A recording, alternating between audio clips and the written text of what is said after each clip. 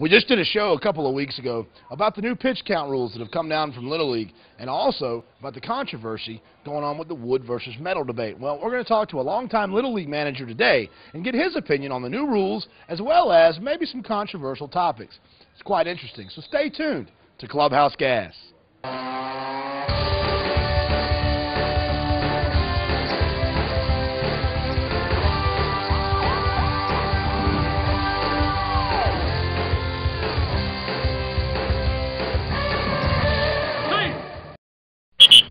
We're joined now by John Adams. John, thank you so much for joining us, buddy. Good to see you, Casey. Start us off by telling us how long you've been coaching Little League Baseball.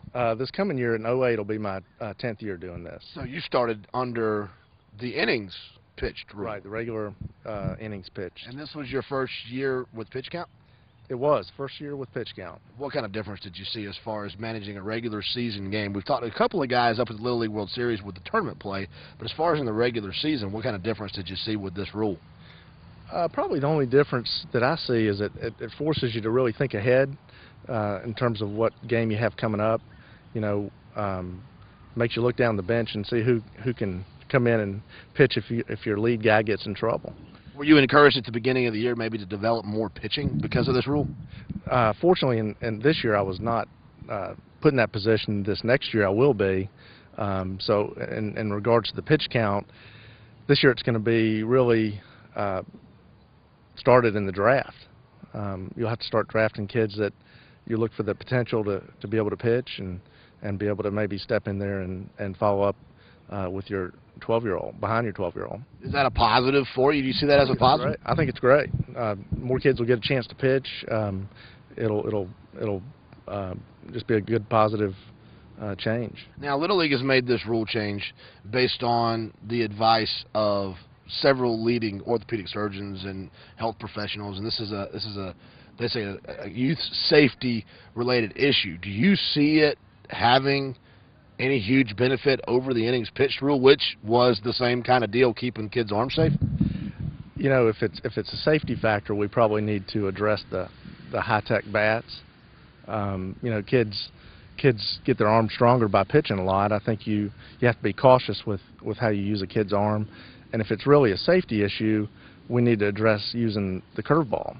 46 curveballs in a row might be a lot worse than 100 fastballs. That's right. I mean, you know, the fastball is going to help the kid get his arm stronger. You know, the curveball could risk the injury. But, you know, being a competitive league, it's one of those things you get in a game situation and you've thrown that curveball a couple of times and you're going, do I throw it again? Or, you know, there's a little conflict of you know, the safety for the child and being competitive.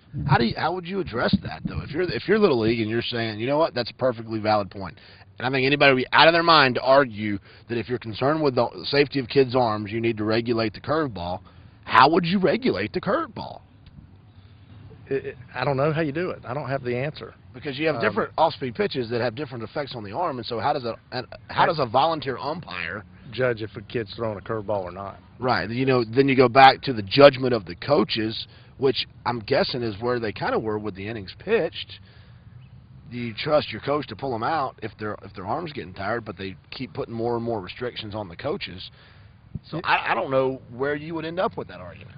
Well, you know, the pitch count I think helps when it comes to tournament play because you're not having the kids come back the very next game or, you know, sit out one game and they can pitch the second game. So it's for regular season, I don't know how much it's not having a huge impact, but I could see how it would have a big impact in the tournaments. Maybe during the regular season it would have this impact. Maybe if it gets parents thinking about how many pitches their kids are throwing, when they see their kids throwing elsewhere, such as on a travel ball team or whatever, dad or mom will start paying attention to exactly how many pitches. Maybe that's the silver lining in this whole argument, is that it'll bring awareness to parents of how important it is to use a limited number of pitches for a kid per week. I don't know, maybe that's something that may come out of this. I don't know if you have any problems with your kids throwing travel ball. You know, we have when you have those deep classes that come through, a lot of kids like to play that fall travel ball, and you know they don't really get a break. They play basically 12 months, and it's you know, it's tough. Now the new rule that's just come down 2 weeks ago from Little League, added some restrictions on the pitching rule, added to the pitching rule from last year, but added one very interesting element that everywhere I go and everybody I talk to, every Little League coach seems to have a problem with this, and that is the catcher rule. That if you pull your kid out, I think it's after 45 pitches or 40 pitches, the kid can't go behind the plate and catch. As a Little League coach, what do you think about that one? You know, that's not a good rule. It's not a good rule. In a word, no. If I could throw the kid another 40 pitches, there's no reason he shouldn't be able to go behind the plate and catch. So if you bring a kid out at 45 and he can pitch 85, and he's got 40 pitches left, he should be able to go behind the plate. Now, if you take him back behind the plate for another 3 innings, do you count that as a full day's burnt pitcher? You know, Maybe that's their concern. that could be. Because you got a regulation on the 40. You know, I can see the not putting the kid behind the plate if he's pitched 60 or more. That makes sense to me.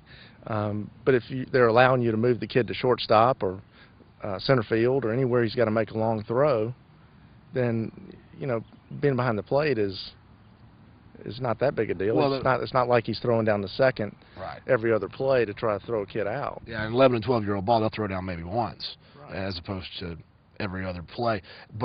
And there's also a huge difference in a pitched ball and lobbing one back to the pitcher.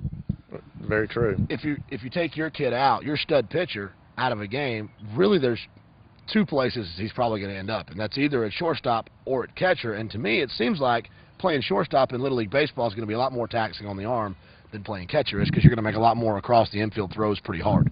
Without question, I think that's the case. It really makes you, as a regular season coach, focus on the draft initially. When the kids you select based on these rules, you know, you have to have a kid that can play multiple positions, but you also almost need to draft a kid that can play catcher, solely catcher, and not worry about going to the mound. So based on the pitch count rule, the new pitch count rule, and the new catcher rule, what we're seeing is something that we haven't talked about or thought about at all, which is the major effect this new rule is going to have on coaches before the season ever starts in the drafting process. It's something we hadn't thought about. John Adams, thank you so much for joining us, buddy, and good luck this year. If you need any help, I'll come throw you some BP. That's going to do it for us today. We'll see you right back here tomorrow on Clubhouse Gas.